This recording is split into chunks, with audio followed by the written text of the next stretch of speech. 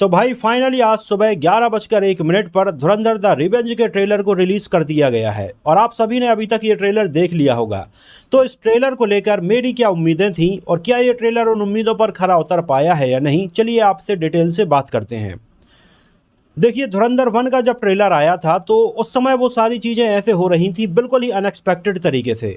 मतलब हर चीज़ बिल्कुल फ्रेश थी, किसी को भी अंदाज़ा नहीं था कि ये फ़िल्म किस तरह से होने वाली है या हमें इसमें क्या क्या देखने के लिए मिलने वाला है। और जब धुरंधर पार्ट 1 लोगों ने सिनेमा हॉल में देखी भी थी तो उसको तुरंत इतनी अच्छी स्टार्टिंग नहीं मिल गई थी। मतलब उसको थोड़ी थोड़ी पेस पकड़ने में टाइम लग गया था और धीरे धीरे जब ये फिल्म लोगों ने देखी तब ये लोगों के बीच में बहुत ज़्यादा पॉपुलर हो गई थी और आगे चलकर इसने 1000 करोड़ से ज़्यादा का कलेक्शन किया और जो आज रिकॉर्ड बनाया है वो आप सभी जानते ही हैं। तो धुरंधर द रिवेंज का जब आज ट्रेलर मैंने देखा तो इसको देखने के बाद मैं अगर सच बताऊं तो ऐसा कुछ बहुत एक्स्ट्रा ऑर्डिनरी नहीं लगा। मतलब क्योंकि धुरंधर 1 से जो एक्सपेक्टेशन थी वो बहुत ही हाई ऑलरेडी सेट हो चुकी थी। लेकिन अब जब इस ट्रेलर को मैंने देखा है तो इस ट्रेलर को देखने के बाद हालांकि मैं डिसअपॉइंट भी नहीं हुआ हूं, लेकिन ऑलरेडी हमें पता था कि ये किस तरह का ट्रेलर होने वाला है, किस लेवल तक आदित्य धार इसको लेकर जाएंगे। तो ये उस लेवल तक पहुंच गया है और फिल्म का अगर ट्रेलर रिलीज नहीं भी होता या और भी अगर बाद में रिलीज होता तो भी फिल्म को लेकर लोगों के बीच में एक्साइटमेंट तो बहुत ज्यादा थी। धुरंधर के अगले पार्ट का क्रेज कुछ इस कदर है, इसका भय कुछ इस कदर है कि भाई टॉक्सिक ने भी मैदान छोड़ दिया है। टॉक्सिक फिल्म पोस्टपोन हो गई है और 4 जून को अब ये सिनेमा हॉल में आएगी। इसके अलावा धुरंधर द रिवेंज के डर से लगभग 10 फिल्मों ने अपनी रिलीज डेट को आगे बढ़ा दिया है। तो इस बात में तो कोई भी डाउट नहीं है कि भाई फिल्म को लेकर जबरदस्त क्रेज है और फिल्म धुरंधर 2 लगभग 200 करोड़ की भी ओपनिंग अगर ले तो कोई हैरान कर देने वाली बात नहीं है। बाकी इसके ट्रेलर के बारे में अगर हम डिटेल से बात करें तो इसके ट्रेलर को मैं ये कह सकता हूँ कि बहुत ही बेहतरीन तरीके से एडिट किया है। फिल्म के ट्रेलर को एडिट किया है आदित्य धार के साले ने, यानी कि यामी गौतम के छोटे भाई ने, जिन्होंने धुरंधर 1 के ट्रेलर को भी एडिट किया था। और जिस तरह से उन्होंने एडिट किया, जितने फास्ट कट इसमें हमें देखने के लिए मिले, म्यूजिक के साथ जो हमें फिल्म के एक्शन सीक्वेंस नज़र आते हैं, ब्लास्ट वाले सीन नज़र आते हैं, मतलब वो लगभग 3 मिनट से भी लंबा इसका ट्रेलर है। लेकिन ये पूरा ट्रेलर देखने के बाद समय का एहसास ही नहीं हुआ कि ये 3 मिनट का ट्रेलर हमने देख लिया। मतलब इसमें हम इस तरह से इन्वेस्ट हो जाते हैं कि देखकर लगता है कि भाई अभी और दिखाओ, अभी और दिखाओ, और 3 मिनट से लंबा ट्रेलर कब खत्म हो जाता है ये पता नहीं चलता है। नहीं तो जनरली क्या होता है कि जो लंबे ट्रेलर होते हैं कई बार वो इतने बोरियत भरे कट किए जाते हैं कि भाई ट्रेलर ही पूरी तरह से बोर कर देते हैं और लगने लगता है कि जब ट्रेलर ही ऐसा है तो फिल्म कैसी होगी। लेकिन यहाँ पर कहानी बिल्कुल अलग है। इतने फास्ट कट हैं, लगभग 2-3 सेकंड से लंबा, 5 सेकंड से लंबा तो कोई भी कट नहीं है। एक्शन सीन हो, कुछ डायलॉग्स हों। एक सबसे लंबा डायलॉग हमें सुनने के लिए मिलता है संजय दत्त का, जब ट्रेलर अपनी पीक पर जा रहा होता है। धीरे धीरे हमें बहुत सारे फास्ट पेस एक्शन सीन देखने के लिए मिलते हैं। म्यूजिक बीट्स के साथ ये फास्ट एक्शन सीन हमें नज़र आते हैं जब वो किसी एक को वैन में गोली मार रहे होते हैं और उनका डायलॉग होता है, जहां दर्द है वहां मर्द है।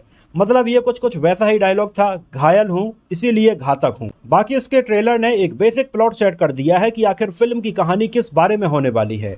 लयारी टाउन में अब रहमान डकैत की मौत के बाद अब लयारी पर किसका राज चलेगा। इसके अलावा जहां पहली फिल्म में हमें मेन विलेन के तौर पर रहमान डकैत यानी अक्षय खन्ना नजर आए थे, तो इस बार मेन विलेन के तौर पर अर्जुन रामपाल हमें नजर आने वाले हैं।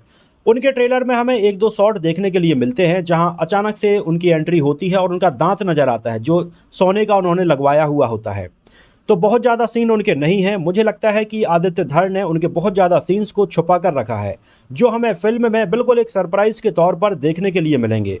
क्योंकि जहाँ तक मुझे अंदाज़ा है कि इसमें अर्जुन रामपाल का जो किरदार है वो इतना खतरनाक होने वाला है कि भाई ये रहमान डकैत के किरदार से भी एक स्टेप ऊपर होने वाला है ब्रूटैलिटी के मामले में। क्योंकि मैं इसके बारे में जब पढ़ रहा था, लयारी के गैंग वॉर के बारे में पढ़ रहा था, तो मैंने कहीं पर ये पढ़ा था कि भाई लिटरली वहाँ पर एक आदमी के जो कि इंडियन स्पाई था उसके सर से फुटबॉल खेली गई थी वहाँ लयारी के ग्राउंड में। तो भाई इस कदर की ब्रूटैलिटी हमें इसमें देखने के लिए मिल सकती है। और अर्जुन रामपाल की ब्रूटैलिटी का एक सीन हमें इसके पहले पार्ट में भी देखने के लिए मिला था जब वो बहुत सारे तारों से उसको बांध देते हैं और वो सीन आपने देखा ही होगा।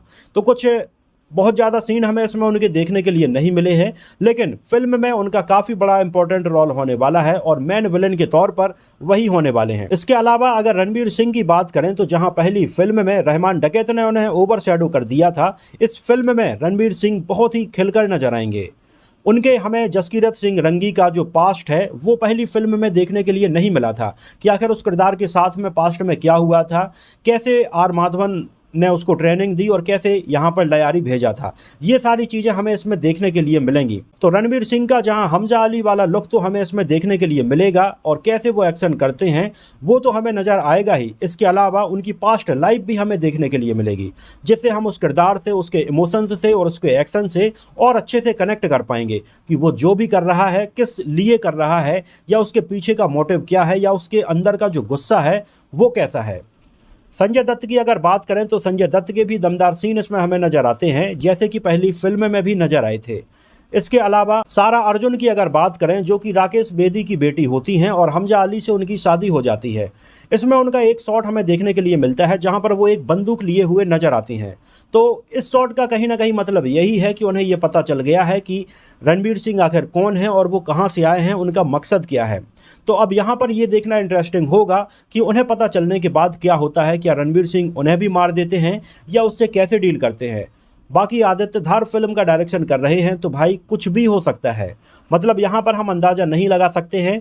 ऐसी ऐसी चीज़ें हमें इसमें देखने के लिए मिलेंगी। ट्रेलर तो बस एक शुरुआत है, बाकी फिल्म में ऐसे बहुत सारे सीन हमें देखने के लिए मिलेंगे।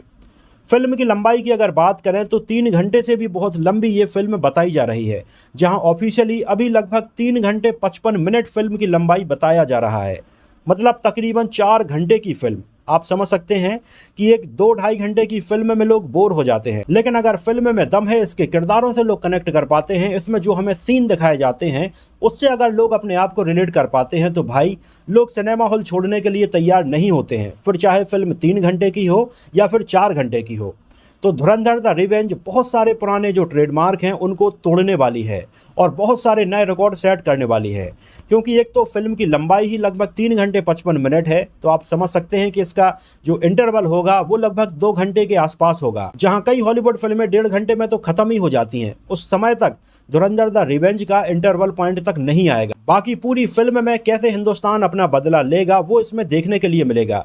जहां पहली फिल्म में हमें मुंबई में बम धमाके देखने के लिए मिले थे कि किस तरह से वहां पर मुंबई में अटैक किया जा रहा है, अब यहां पर जसकीरत रंगी जो हैं वो पूरा बदला लेंगे, और किस तरह से बदला लेंगे यहां पर ये हमें बेहतरीन तरीके से देखने के लिए मिलेगा। जहां ट्रेलर की शुरुआत ही इस डायलॉग से होती है कि पड़ोस में ही रहते हैं, गूदे भर का जोड़ लगा लो और उखाड़ लो जो उखाड़ना हो, और इसके बाद आर माधवन का रिएक्शन देखने के लिए मिलता है, पूरी स्क्रीन रेड हो जाती है। तो अब धुरंधर द रिवेंज में हमें ये टोटल बदला देखने के लिए मिलेगा, और जो तबाही देखने के लिए मिलेगी भाई उसको लेकर मेरी उम्मीदें तो बहुत ज्यादा हैं और मैं इसको लेकर बहुत ही एक्साइटेड हूं। फिल्म वैसे तो ऑफिशियली 19 मार्च को सिनेमा हॉल में रिलीज होने वाली है, लेकिन कई जगह पर इसके पेड प्रीमियर शोज 18 मार्च से ही ओपन हो जाएंगे।